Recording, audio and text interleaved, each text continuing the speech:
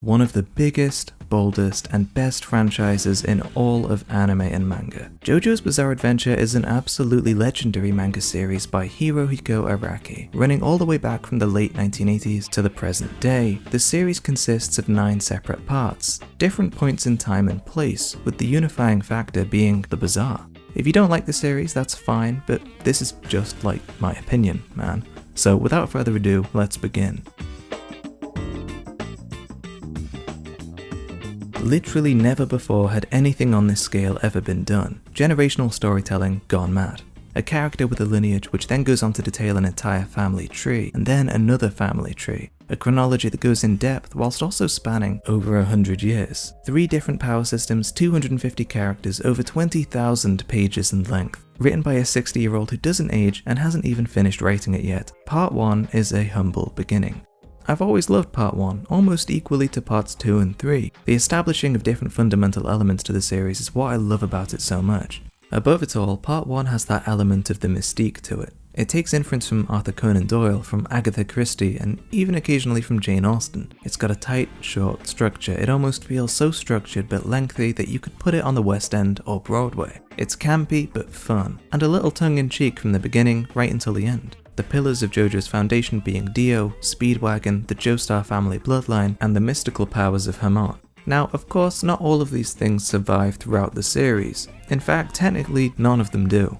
Part 1 acts as a prototype for the rest of the series, much in the same way that Romance Dawn and Berserk had elements that would all come back in the rest of the series and act as a bit of a source material. Dio dies, but his will carries on for the rest of the series. The Joestar family name has changed and altered all the way to Kujo and Higashikata. Speedwagon dies but creates a foundation that assists this distant family line, and Hamon gets forgotten but acts as a springboard for Araki, which he then takes on board elements for, with the creation of stands, and then he also remakes Hamon with this new universe where the action of spin is integral to the power of the world. Part 1, love it or hate it, is unskippable for the context of its foundational elements, and it's a good ride either way. By the end of the story, it gets itself together and gives a glimpse into the future of the series, with Jonathan Joestar transcending the one-dimensional muscle man into someone who sacrifices it all to protect the ones he loves. It's a tragic end, and for such a short story, I think it's perfect for the material at hand. Thankfully for those struggling, the first 3 parts act as a trilogy of sorts, with the ingredients in the JoJo pie finally come together by the end. This time putting more effort into the action and the characters as real people, with Joseph and his relationship with Lisa working as a kind of coming-of-age story. There's also an escalation of villains in terms of the Pillarmen, the propagators of the flashback at the start of Part 1, and the owners of the vampire's mask.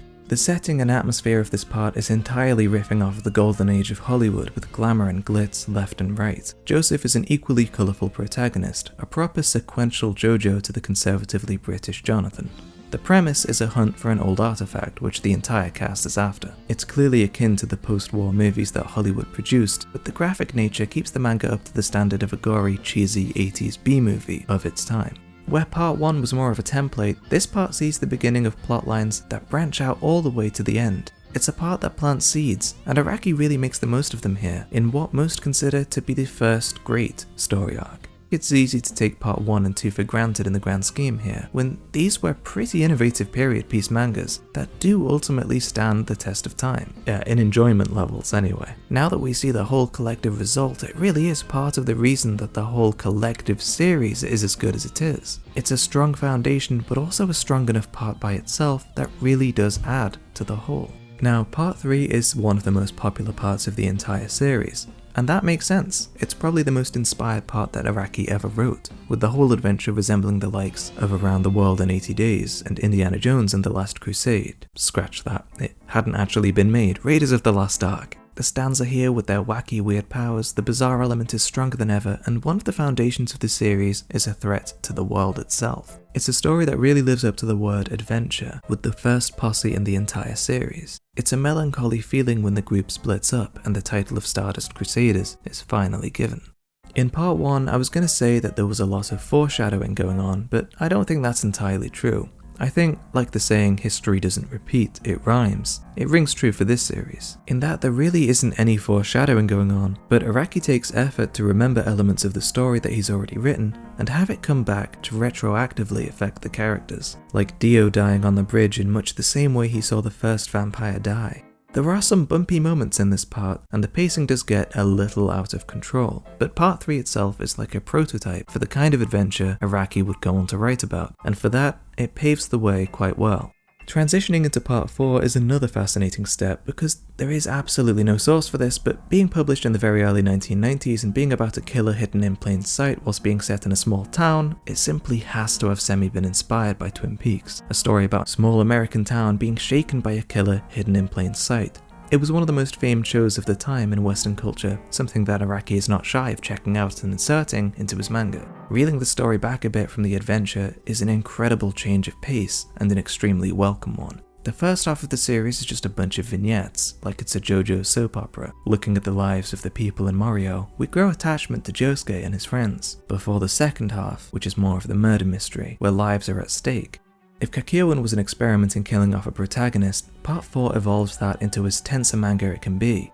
Raising the stakes in a believable way might come easier for something more melodramatic like a town drama, but it almost comes naturally with the next part, and that of a gangster story. That other bloodline I was talking about starts to really appear here, with Dio's son Giorno Giovanna being the protagonist for part 5. We have incredible fights, flashbacks to the Stardust Crusaders, and even a deep love for the entire Italian culture, with the setting and cuisine, of all things, having a really involved role in the naming of the arc. The great thing about part 5 is that for the first time, Araki really lays his hooks into the lore and brings back this connection to Dio, Polnareff, and the consequences of the Stardust Crusaders, and even something as recent as the bow and arrow. And all of these are elements that mix to form a really fascinating progression for part 5, and one of the most interesting stand villains, the ability to oversee and overwrite snippets of reality.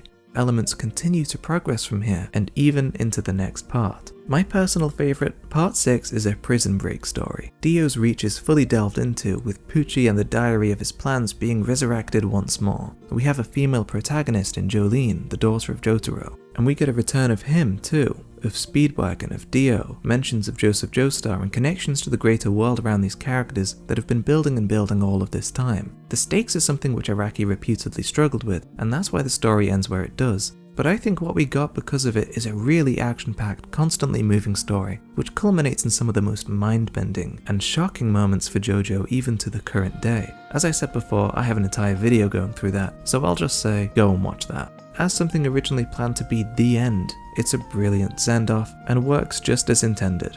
As you might have surmised, I've been going through each arc of the series to point towards the variety, but also the synergy of it all at the same time. Stone Ocean was the last part of the original continuity, and whilst I know that the reality which Emporio escaped to wasn't the same as the one we go to, it's part of the JoJo metaverse in my mind, and good luck getting me to think otherwise. But anyway, Steel Ball Run is probably the best Western genre manga of all time.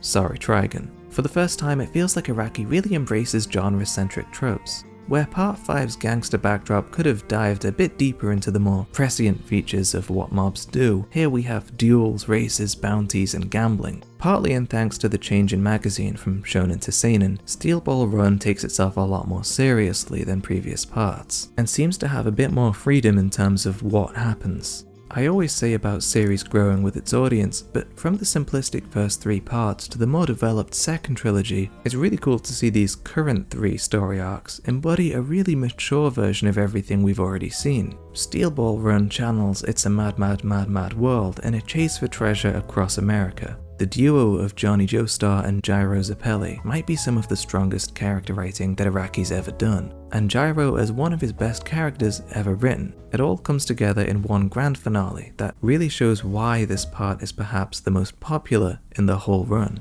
Despite being the 7th arc of a series, it's also really long and self-contained. It's one stretching adventure that feels like a road well travelled by the end, a hallmark of the best adventure stories. JoJolion is very much a remake of Part 4 in that we have Josuke Higashikata, a new one, living in the town of Morioh and trying to solve the crisis of this Rokakuka fruit, a Fullmetal Alchemist level power that can equivalent exchange practically anything that a person could want done to them. It's a spiritual successor to Part 4 in many ways, furthering the characters and powers, but keeping on board what made Part 4 so great, as this was, after all, a well-received part originally too. We have a more current timeline, more real characters through the fact that this is a seinen spin of Part 4, and the length to match that of Part 7.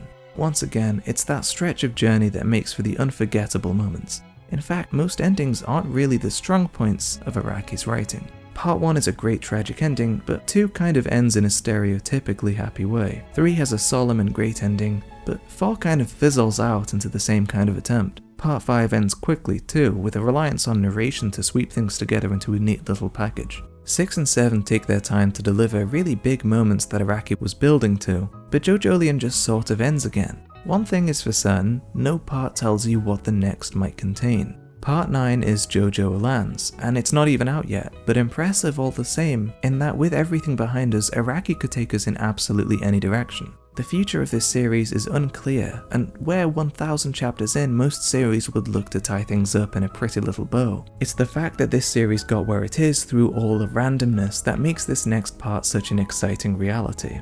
You can almost see the whole series as a trilogy of trilogies now, with the first 3 parts were the formative years of the series finding its footing, the second of the 2 being the prime of the series as a shonen action manga, and this last trilogy is literally a more grown-up seinen series that doubles down on the artistic aspects. The decision to write in parts and deliver these contrasting, evolving ideas with the variety and the chance for an infinite and unpredictable read is a massive part of what makes JoJo so genius.